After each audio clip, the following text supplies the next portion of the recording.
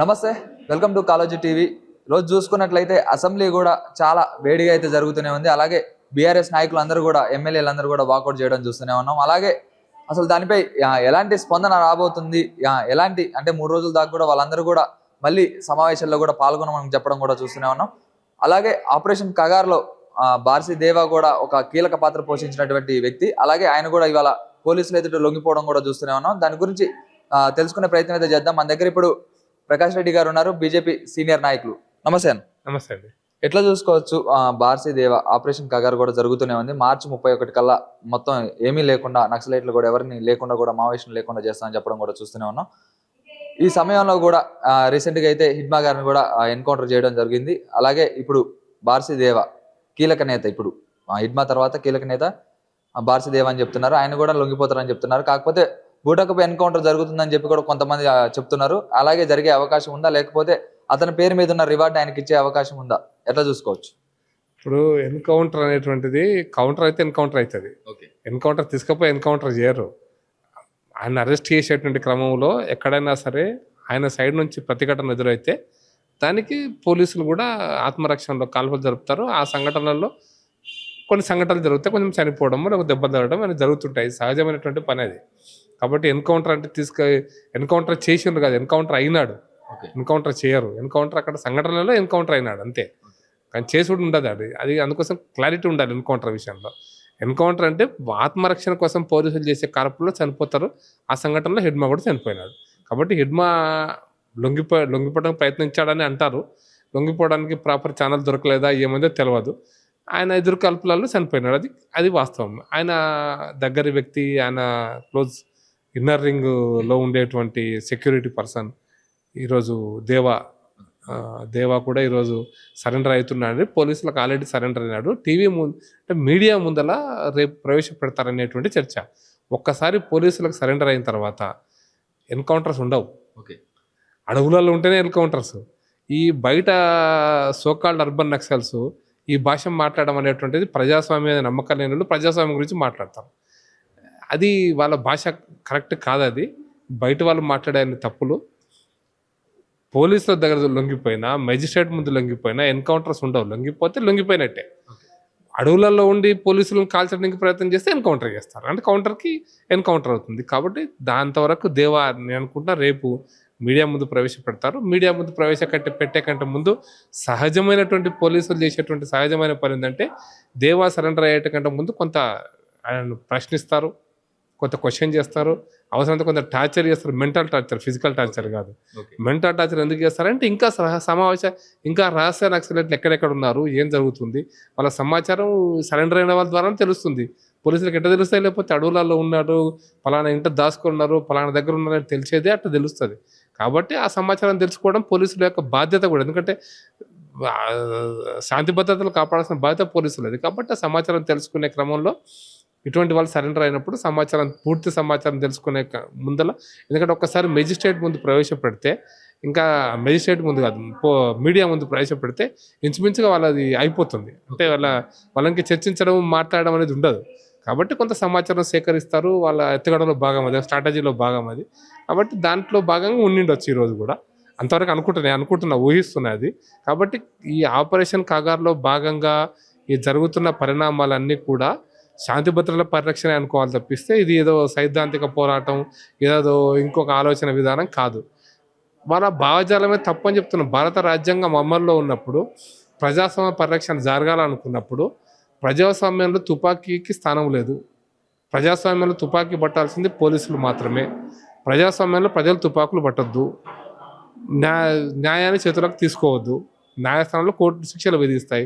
Court శిక్షలు మీరేసే అధికారం మీకు లేదు.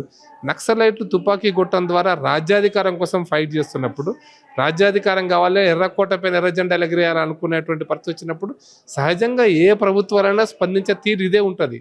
ఏ ప్రభుత్వాలైనా కూడా సహజమైనటువంటి తీరు అది. కాబట్టి సహజమైనటువంటి తీరులో ప్రభుత్వం ఈ రోజున చర్యలు తీసుకుంటుంటే దాన్ని అసహజంగా చిత్రీకరించే ప్రయత్నం ఈ సోకాల్డ్ అర్బన్ నక్సల్స్ చేస్తున్నారు. అర్బన్ నక్సల్స్ అంటే నేను మళ్ళీ డెఫినేషన్ చెప్తున్నా. నక్సలైట్ల పేరు మీద లేదా మాజీ నక్సలైట్లు ఉన్నవాళ్ళు నక్సలైట్లను పరోక్షంగా ప్రోత్సహించే వాళ్ళందరూ కూడా పట్టణ ఏరియాలు ఉంటారు. నక్సల్బారీ ఉద్యమంలో భాగం. నక్సలైట్ ఉద్యమం అనేది తుపాకీ పట్టుకొని కాల్చడం నక్సలైట్ గా, నక్సల్బారీలో పుట్టింది కాబట్టి నక్సలైట్ ఉద్యమం అయింది. కాబట్టి నక్సల్బారీ భావజాలంతో పనిచేస్తున్న వాళ్ళు అర్బన్ నక్సల్సే. అర్బన్ నక్సలైట్ తుపాకీ పట్టుకుని నక్సలైట్లు కాదు. నక్సల్బారీ కూచ్బిహార్ జిల్లాలోని నక్సల్బారీ ప్రాంతంలో పుట్టినటువంటి సాయుధ పోరాటం ఏది ఉందో అది నక్సల్బారీ ఉద్యమం. దాని మద్దతు ఇస్తున్న వాళ్ళంతా నక్సలైట్ అవుతారు కదా. నువ్వు పట్టణాలు ఉంటే ఈ నక్సలైట్ అడవులు తప్పు తప్పు. బూటకేం ఎన్కౌంటర్లు కాదు, నక్సలైట్లు తుపాకీ పట్టుకొని రాజ్యాధికారం కోసం ఫైట్ చేస్తున్నారంటేనే అది రాజ్యాంగ వ్యతిరేకం, చట్టవిరుద్ధమైన పాలనను ఎంకరేజ్ చేస్తున్న వాళ్ళు చట్ట వ్యతిరేకులే. వాళ్ళు చట్ట మనసులు చట్టానికి ఎట్లా లోపడి ఉన్నట్టు భారత రాజ్యాంగానికి వ్యతిరేకం. అది రాజ్యాంగంలో ఓటు ద్వారా అధికారం రావాలా. మీరు చెప్పండి, నక్సలైట్లు సరెండర్ కండి, ఎన్నికల్లో పోటీ అంటే అది మావోయిస్టు భావజాలం కావచ్చు, మార్క్సిస్ట్ ఫిలాసఫీ కావచ్చు, లెనినిజం కావచ్చు, స్టాలినిజం కావచ్చు, ఇంకోయిజం కావచ్చు. మీరు ప్రజలకు చెప్పండి. ప్రజల యొక్క అభిప్రాయంతో, ప్రజల యొక్క ఓటుతోటి, ప్రజల యొక్క అభిప్రాయంతో మీరు అధికారులకు రండి. ఎవ్వరు ఆపరు మిమ్మల్ని. మీరు ఎర్ర జెండా పెట్ట గెలుస్తామన్నా తప్పేం లేదు. ప్రజల అది ప్రజాస్వామ్యం, అది రాజ్యాంగం. కానీ తుపాకీ పట్టుకొని వ్యవస్థ మీద పోరాటం చేయడం అనేటువంటిది ఇప్పుడున్నటువంటి చట్టాలకు వ్యతిరేకం, ఇప్పుడున్న రాజ్యాంగానికి వ్యతిరేకం. తుపాకీ నువ్వు చేతిలో పట్టుకుంటేనే క్రైమ్ కదా. ఇప్పుడు హైదరాబాద్ తుపాకీ పట్టుకుని పోతే క్రైమ్ కాదా? మరి ఆ క్రైమ్ నుంచి ఎంకరేజ్ చేసేవాడు క్రైమ్, పరోక్షంగా క్రిమినల్ కాకపోతే ఏమవుతాడు? వీళ్ళంతా క్రిమినల్సే నా భాషలో. కాబట్టి ఖచ్చితంగా ఈ ఆపరేషన్ కగార్ అనేది శాంతి భద్రత రక్షణలో భాగం. అది సైద్ధాంతిక పోరాటం కాదు. ఇది శాంతి భద్రతను కాపాడాల్సిన బాధ్యత కేంద్ర రాష్ట్ర ప్రభుత్వాలది. రాష్ట్ర ప్రభుత్వం చేస్తుంటుంది, కేంద్రం సహకరిస్తుంది. అదే కోణంలో ఈరోజు ఛత్తీస్గఢ్ ప్రాంతంలో కావచ్చు, జార్ఖండ్లో కావచ్చు, లేదా ఒరిస్సా ప్రాంతంలో ఆర్ఓబిఆర్ తెలంగాణ ఆంధ్ర బార్డర్లో కూడా జరుగుతుంది. అదే దాన్ని మనం స్వాగతించాలి. ప్రజల యొక్క శాంతి భద్రతలు, ప్రజల ప్రాణాలను కాపాడాలి. అక్కడ అభివృద్ధిని కూడా మనం కోరుకోవాలి. అంటే ఇక్కడ వాళ్ళందరినీ కూడా, అక్కడ ఉన్న ఆదివాసులందరినీ కూడా ఏరిపారేసి అక్కడున్న ఆ అడవి మొత్తాన్ని, అక్కడ ఉన్న ఖనిజాలను కావచ్చు, ప్రతి ఒక్కరిని కూడా అదాని అంబానీలకి అప్పచెప్పడం కోసం బీజేపీ ప్రభుత్వం ఇదంతా చేస్తుందని చెప్పి కూడా కొంతమంది నాయకులు అయితే అందరు కూడా అంటున్నారు. ఇది ఎలా చూసుకోవచ్చు మీరు? నేను అంటే ఖనిజ సంపద కోసం, అడవి మనుషుల కోసం ఈ మాట్లాడే భాష అనేటువంటిది, అంటే వీళ్ళు ఏమంటారు, తోలు కప్పుకున్నటువంటి మేక మీద పులి తోలు కప్పుకున్నటువంటి ఒక దుర్మార్గుల నేను అంట. నేను అడుగుతున్న ప్రశ్న ఏంటంటే, సింగరేణిలో బొగ్గు గనుల యొక్క తీస్తున్నారు కదా, ఖనిజ సంపద తీస్తున్నారు కదా, ఇక్కడ నక్సలైట్ మరి ఎందుకు ఆపుతలేరు? సింగరేణి ఎందుకు అవుతున్నారు? మరి సింగరేణిలో బొగ్గని తీసుకుపోతున్నారు. ఇక సింగరేణి ఎందుకు? కడప జిల్లాలో వెరైటీస్ ఉండే కదా, ఖనిజ సంపద కదా, మరి ఎవరు దోసుకుపోయినారు? మరి ఎందుకు ఆపలేదు నక్సలైట్లు? నక్సలైట్లు పుట్టక ముందు కూడా వెరైటీస్ ఇస్తున్నారు కదా. లేదా ఓబులాపురంలో మైనింగ్ ఎందుకు ఆపుతలేరు నక్సలైట్లు? మరి అంటే మైనింగ్ అనేటువంటిది అది ఛత్తీస్గఢ్కు, అడవి ప్రాంతానికి పరిమితమైనటువంటి భ్రమల ఈ దేశాన్ని తప్పుదోవ పట్టిస్తున్నటువంటి ఒక దేశ ద్రోవులు అంటున్న వీళ్ళు. ఛత్తీస్గఢ్లోనే మైన్స్ ఉన్నాయా? మా దేవరకొండలో కూడా యురేనియం ఉంది. ఏ ప్రభుత్వం వచ్చినా యురేనియం తీయలేకపోతుంది. ఎందుకు తీయలేకపోతే అక్కడ ప్రజల యొక్క స్పందన అది. నువ్వు నక్సలైట్ ఆపుతారా యురేనియం తీయడానికి? ఆడ లేకపోతే చీమకుర్తిలో గ్రానైట్ తీసి అమ్ముతుంటాడు, ఆపుతలేడు ఎందుకో? ఏ నక్సలైట్ ఆపుతున్నారా? మరి ఈ మైనింగ్ అనేటువంటి యాక్టివిటీని ప్రపంచం అంతా కూడా జరుగుతుంది. మరి ఆస్ట్రేలియాలో మైనింగ్ జరుగుతుంది కదా, దానికి ఎవరు బాధ్యులు? కొన్ని సింగరేణి ఎవరికి అప్పచెప్పినావు? ఆదానికి అంబానీకి అప్పచెప్తాను అంటున్నావు కదా. నేను నా సూటి ప్రశ్న, సింగరేణి ప్రైవేట్ కంపెనీస్కి ఎవరు ఇచ్చిండ్రు? ఓబులాపురం మైనింగ్ ఎవరు ఇచ్చిండ్రు? ఏ ప్రభుత్వం ఇచ్చింది? ఏ ప్రభుత్వం చేస్తుంది? ఇవన్నీ కూడా ప్రజలను తప్పుదోవ పట్టించడం కోసం చేసే కార్యక్రమం. ఒరిస్సాలో కూడా మైనింగ్ ఉంది, జార్ఖండ్లో కూడా మైనింగ్ ఉంది, మహారాష్ట్రలో మైనింగ్ ఉంది, తెలంగాణలో మైనింగ్ ఉంది, ఆస్ట్రేలియాలో మైనింగ్ ఉంది, కర్ణాటకలో మైనింగ్ ఉంది. ఎవరు ఆపుతున్నారు దాని అక్కడ మైనింగ్ని? అందుకోసం ఈ మైనింగ్ పేరు మీద, గిరిజనుల రిప్లేస్మెంట్ పేరు మీద తప్పుడు అబద్ధపు ప్రచారాన్ని చేసేటువంటి ఒక దేశద్రోహ పని అంటాను నేను. అది మొదటి. ఇప్పుడు ఆరావళి పర్వతాలలో మైనింగ్ ఉంది, నేను నక్సలైట్ ఉండే ఆరావళిలో. ఎవరు ఆపుతున్నారు అక్కడ? ఎవరు ఆపుతారు? అందరూ ఆపుతున్నారు, ప్రజలు ఆపుతున్నారు. కేంద్ర సుప్రీంకోర్టు ఆదేశించింది, కేంద్రం దిగొచ్చి స్టేట్మెంట్ ఇవ్వాల్సి వచ్చింది కదా. బీజేపీ ప్రభుత్వాన్ని, బీజేపీ నాయకుడికి చెప్తున్నా, కేంద్రం వచ్చి సమాధానం చెప్పింది కదా. ప్రజల స్పందనను ఏ రాజకీయ పార్టీ తలొగ్గుతుంది? ఇది అర్థం కాకుండా నక్సలైట్లు తుపాకీ తల ఒగ్గుతుంది అనేటువంటి భ్రమల్లో బతుకుతున్నారు నక్సలైట్లు. ప్రజలు కనుక ఇది ఒక నిర్ణయానికి వస్తే ఎవరు ఎంత పెద్ద రాజకీయ పార్టీని ఏం చేయలేదు అనేటువంటి కనపడుతున్నట్టు సత్యం అది. ఆ సత్యాన్ని మర్చిపోయి అసత్యాల మీద తుపాకీ పట్టుకోవడం అనేటువంటిది అది అసహజమైనటువంటి పని. రాజ్యాంగ వ్యతిరేకమైనటువంటి పని, చట్ట వ్యతిరేకమైన పని. దాన్ని సమర్థించే వాళ్ళు చట్ట వ్యతిరేకులు, దేశద్రోహులు, రాజద్రోహులు అని అనాల్సి వస్తుంది. అంతరించబోతుందా అంటే కీలక నేతలందరూ కూడా కొంతమంది ఎన్కౌంటర్ అయ్యారు, అలాగే కొంతమంది కూడా అరెస్ట్ కూడా అంటే లొంగిపోవడం కూడా చూస్తూనే ఉన్నాం. అంటే ఈ దిశగా చూసుకున్నట్లయితే పెద్ద పెద్ద వాళ్ళందరూ కూడా లొంగిపోతున్నారు, కొంతమంది కూడా ఎన్కౌంటర్ అయ్యారు కదా. మావోయిస్టు పార్టీ, మావోయిస్టు నక్సల్బారీ భావజాలంతో పనిచేసిన మావోయిస్టు పార్టీ సిద్ధాంతంగా అంతరించిపోవాలని నేనేం కోరుకోవట్లేదు. వాళ్ళ సిద్ధాంతం నమ్మిన సిద్ధాంతం నమ్మినట్టు వారు పనిచేసుకుంటారు. కానీ తుపాకీ గుట్టం ద్వారా రాజ్యాధికారం, ఆ రాజ్యం సంపాదించాలనేటువంటి ఏదైతే ఎత్తుగడలో భాగంగా జరుగుతున్నటువంటి పోరాటం ఉందో ఆ పోరాటం చివరి దశకు వచ్చింది. అయితే ఈ పోరాటం ఇది గోదావరి లోయలో లేదా దండకారణ్యంలో జరుగుతున్న పోరాటం అయితే ఒకప్పుడు శ్రీకాకుళంలో కూడా 69 శ్రీకాకుళం అంతరించిపోయింది. అదేమీ అక్కడ లేదు. చారు మజుందారు, కాలు సన్యాలు, నాగభూషణ్ పట్నాయక్ లాంటి పెద్ద పెద్ద నక్సల్బారీ పోరాటం నడిపినటువంటి వాళ్ళ కాలంలో అంతరించిపోయింది. మన తెలంగాణలో దండకారణ్యం ప్రాంతంలో అంతరించిపోయింది, ఏం లేదు. ఇక్కడ ఛత్తీస్గఢ్ ప్రాంతంలో కొంత రిమోట్ మారుమూల ప్రాంతాల్లో ఇంకా కొంత యాక్టివిటీ ఉంది. అది కూడా తుపాకీ పట్టుకునేటువంటి యాక్టివిటీ మాత్రం బంద్ అయిపోతుంది. నువ్వు సిద్ధాంతపరంగా నువ్వు ప్రచారం చేస్తావా, చెయ్యి ప్రజలకు. నేను అందుకోసం చెప్పిన రావాలి అక్కడ మైనింగ్ ఆపగలిగింది కదా, ప్రజలు ఆపుతున్నారు కదా. అందుకోసం ఆ విధంగా ప్రజలను ఎడ్యుకేట్ చేయి. ప్రజలను ఎడ్యుకేట్ చేసినప్పుడు సహజంగా ఏ ప్రభుత్వమైనా ప్రత్యామ్నాయ మార్గంలో ఎదుగుతుంది తప్పిస్తే తుపాకీ గొట్టంతో రాజ్యాధికారం అనేటువంటి భావజాలం ఏదైతే సిద్ధాంతం మార్క్సిస్ట్ పార్టీ, మావోయిస్ట్ ఆలోచనలతో పనిచేస్తుందో దానికి మాత్రం ముగింపు దశకు వచ్చింది, ముగిసిపోతుంది. ఈ తుపాకులు దొరకవు వాళ్ళకి. ఇంకా ఈ తుపాకుల పేరు మీద రాజ్యం ఫైట్ చేయడం అనేది జరగదు. ప్రజాస్వామ్యంలోకి వస్తే మంచిది. బట్ ఓవరాల్గా బయన్లాజ్ ఈ దేశంలో ఏదైతే మావోయిస్ట్ పార్టీ అని చెప్పుకుంటున్నటువంటి మావో భావజాలము చైనాలోనే లేదు.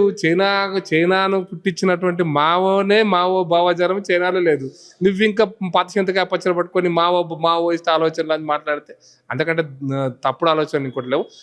మొత్తం చైనాలోనే ఈరోజు పెట్టుబడి వ్యవస్థ వచ్చింది కదా. పెట్టుబడి మొత్తం బీజింగ్ అంతా ఏం నడుస్తుంది ఈ రోజున? శ్రమ దోపిడీ నడుస్తుంది బీజింగ్లో. పరిశ్రమలో శ్రమ దోపిడీ జరుగుతుంది. అక్కడ ఎవడాపుతుంది ఆ శ్రమ దోపిడీని? శ్రమ దోపిడీ చేస్తుంది మావోయిస్టు పార్టీ పేరు మీద ఉన్నటువంటి చైనా కమ్యూనిస్టు పార్టీ కదా దోపిడీ చేస్తున్నది. అందుకోసమనే మార్క్సిస్ట్ ఫిలాసఫీ నేను ఇంక డీటెయిల్స్లో పోరు, కానీ థీసిస్, యాంటీ థీసిస్, సింథసిస్, మళ్ళీ సింథసిస్, థీసిస్, యాంటీ థీసిస్ అని ఇది నడుస్తూనే ఉంటుంది. అందుకోసం మేము ఎప్పుడో 40 ఏళ్ళ కిందనే చెప్పినాం కాలదోషం పట్టిన కమ్యూనిజం అని. అది దానికి ఎప్పుడో కాలదోషం పట్టింది. దాని ఆనవాళ్ళు ఇంకా కనపడుతున్నాయి, ఇంకో దశాబ్ద కాలం పాటు కనపడతాయేమో తప్ప అది ఏనాడో అంతరించిపోయినటువంటి భావజాలం ప్రకారం అది ఏనాడో అంతరించిపోయింది. స్టాలిన్ కాలం అంతరించిపోయిన కమ్యూనిస్ట్ సిద్ధాంతం, మార్క్సిస్ట్ సిద్ధాంతం. ఇలా కొత్తగా నేను చరిత్ర చెప్పాల్సిన అవసరం లేదు. కాబట్టి ఆ భావజాలం ఉండదు. ఏదో అక్కడక్కడ మినుకు అనుకునేటువంటి కొంచెం అక్కడక్కడ ఎవరో ఒకరిద్దరు నడిపిస్తారు. బట్ భావజాలం ప్రకారం ఎప్పుడో పోయింది అది. చర్యల ప్రకారం కూడా అంతరించిపోతుంది అది.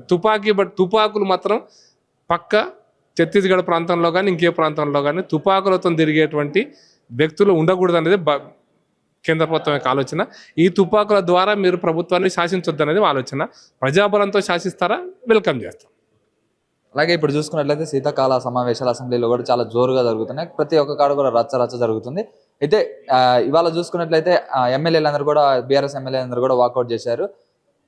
ఎందుకు ప్రజల సమస్యల గురించి మాట్లాడకుండా వాళ్ళ పార్టీలకు సంబంధించి వ్యక్తిగత విషయాలన్నీ కూడా మాట్లాడుకొని అసెంబ్లీలో చేస్తున్నారు. ప్రతి ఒక్క ఎమ్మెల్యే కూడా ప్రజల సమస్యలన్నింటినీ కూడా మర్చిపోతున్నారు, వాళ్ళ వ్యక్తిగత విషయాలే మాట్లాడుకుంటున్నారు. ఎట్లా చూసుకోవచ్చు మరి? నేను ముందు బీఆర్ఎస్ పార్టీని మొదటి దోషి బీఆర్ఎస్ పార్టీ. ఈ అసెంబ్లీ నడవకపోవడానికి రెండో దోషి కాంగ్రెస్ పార్టీ. మొదటి దోషి ఎందుకు అంటే గత 10 సంవత్సరాలుగా వాళ్ళు చేసినటువంటి దుర్మార్గపు చర్యలు, దుర్మార్గపు నిర్ణయాలు, దుర్మార్గపు కార్యక్రమాలు అవి ఎక్కడ ఎక్స్పోజ్ అవుతాయన్న భయానికి బయటకు వచ్చి మాట్లాడుతున్నారు.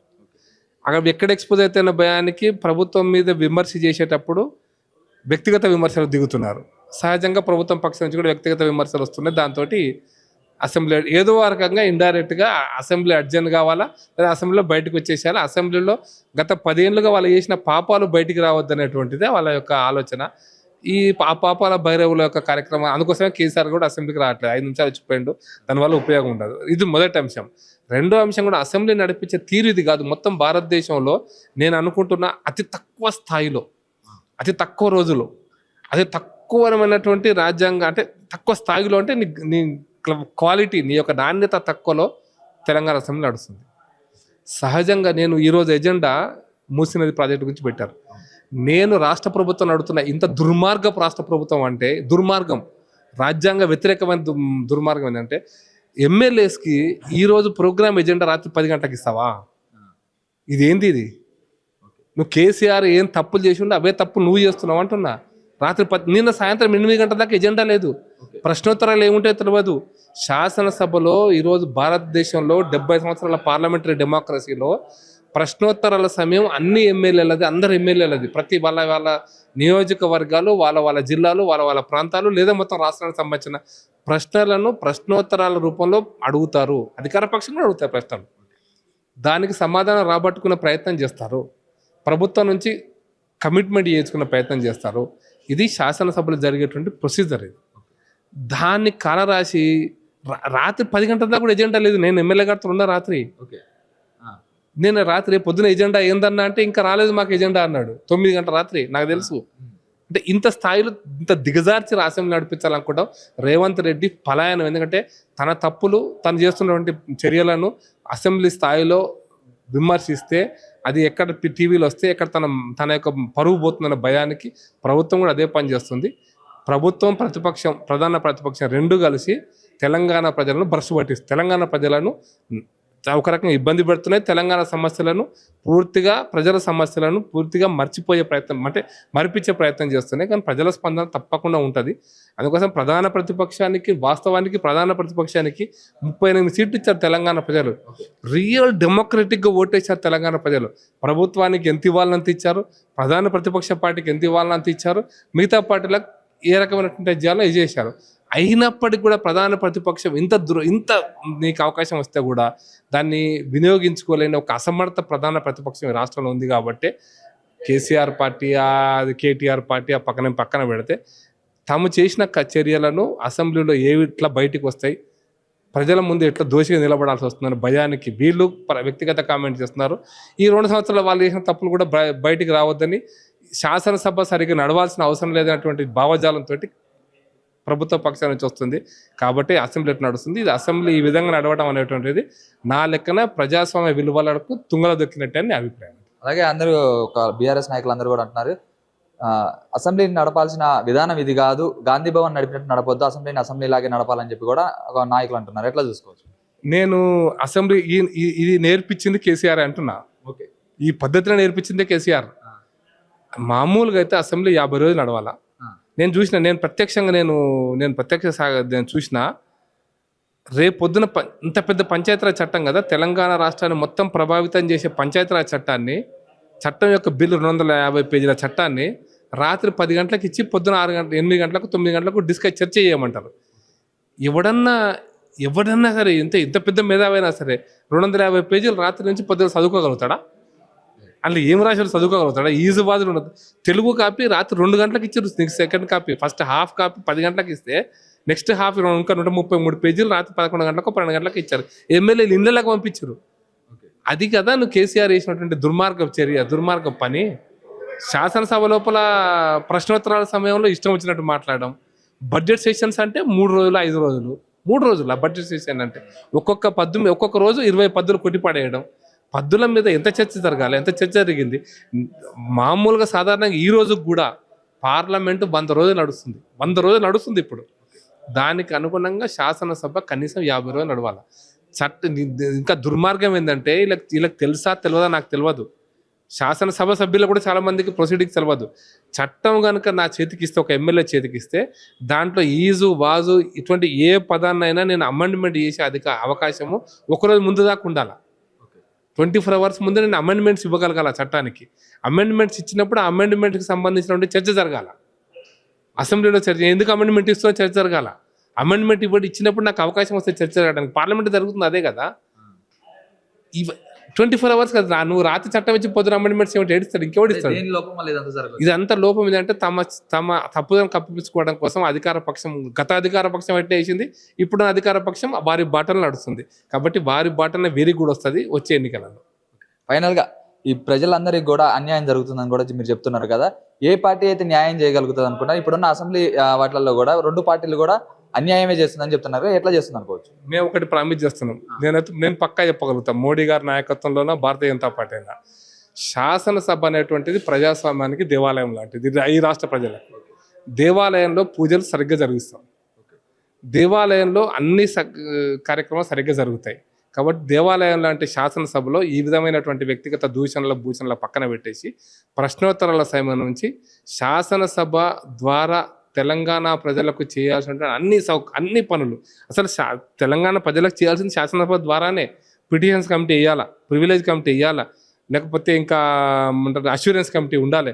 అష్యూరెన్స్ కమిటీ అంటే మీరు మర్చిపోయారు, అష్యూరెన్స్ కమిటీ అంటే ఎందుకు కూడా మర్చిపోయారు శాసనసభ్యులు. ఏ ప్రశ్నోత్తరాల విషయంలో అయినా ప్రశ్న అడిగితే ఒక శాసనసభ్యుడు ఆ ప్రశ్నకు సంబంధించి ఆ మంత్రిత్వ శాఖ ఒక అష్యూరెన్స్ ఇస్తే అసెంబ్లీ లోపల అది అమలు అయ్యిందా లేదా అనేది డిప్యూటీ స్పీకర్ స్థాయిలో ఉన్నటువంటి వ్యక్తుల నేతృత్వంలో ఒక అసెంబ్లీ హౌస్ కమిటీ ఆ అధికారి దీన్ని అమలు చేశాడా లేదా అని మళ్ళీ రివ్యూ చేస్తారు. ఈ సెషన్ నుంచి వచ్చే సెషన్ వరకు జరిగేటువంటి ఇది అమలు అయిందా లేదని అది అష్యూరెన్స్ కమిటీ. ఒకసారి మంత్రి అష్యూరెన్స్ ఇచ్చిందంటే శాసనసభలో అది ఖచ్చితంగా అమలు అయ్యి తీరాలే. ఇది రాజ్యాంగంలో ఉన్నటువంటి స్పిరిట్. ఇది కూడా అష్యూరెన్స్ కమిటీ అంటే ఎంతో తెలియదు, పిటిషన్స్ కమిటీ అంటే ఎంతో తెలియదు, ప్రివిలేజ్ కమిటీ ఎంతో తెలియదు. అసలు వాటి ఉన్నాయా లేవా అని ఇంకొక 5 ఏళ్ళ మర్చిపోయే పరిస్థితి వచ్చింది రాష్ట్రంలో. ఇంకా కనీసం మనం కట్ మోషన్స్ అంటే ఎంతో తెలియదు, బడ్జెట్లో పద్ధతుల మీద డిస్కషన్ ఎంతో తెలియదు. ఏది లేకుండా ఇష్టం వచ్చిన రీతిలో అసెంబ్లీ నడుపుకుంటున్నారు. ఇది అసెంబ్లీ మున్సిపాలిటీస్లో కూడా ఇంతకంటే బెటర్ నడుస్తున్నాయి. కాబట్టి ఈ స్థాయిలో అసలు మన అంటే తెలంగాణ రాష్ట్రం అంటే అర్థం కానటువంటి విషయం మనందరం కూడా అర్థం చేసుకోవాలి. మనందరం కూడా అంటే తెలంగాణ ప్రపంచంలో 25 దేశాలు ఒక తెలంగాణ 25 దేశాలు అంటే 25 దేశాలు ప్రపంచంలోని 25 దేశాల జనాభా అంతకంటే అంటే ప్రపంచంలో 150 దేశాల జనాభా మనకంటే తక్కువ. ఆ దేశాల శాసనసభలు ఎట్లా నడుపుతున్నారు అది చూసుకోపోయి ఆ దేశాల పార్లమెంట్ ఎట్లా నడుపుతున్నారు.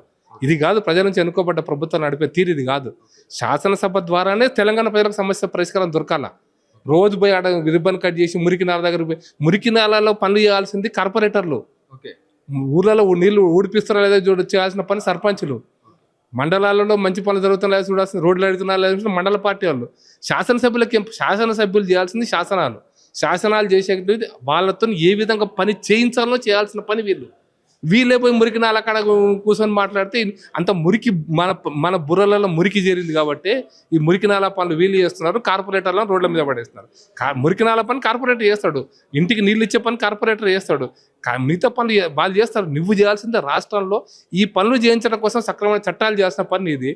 చట్టాలు చేయాల్సిన వాళ్ళు ఏమంటారు ఇంకో పని చేస్తుంటే దానికి మనం ఏం చేయలేము. ఇది కాబట్టి అర్థం కానటువంటి వాళ్ళు శాసనసభకు వస్తున్నారు. అది కూడా సమస్య. ప్రజలు కూడా ఆలోచించమని చెప్తున్నా. చట్టసభలలో గౌరవప్రదంగా సమస్యలను లేవనెత్తేటువంటి వాళ్ళని ఎన్నుకోండి. డబ్బుకో తాగుడుకో ఆశపడి కనుక ఇట్లాంటి ఎన్నుకుంటే ఈ శాసనసభ ఇట్లే ఉంటుంది, మన బతుకులు ఇట్లే మారుతాయి. తెలంగాణ ప్రజలారా ఆలోచించండి అని చెప్పదలుచుకున్నాం మీ ద్వారా.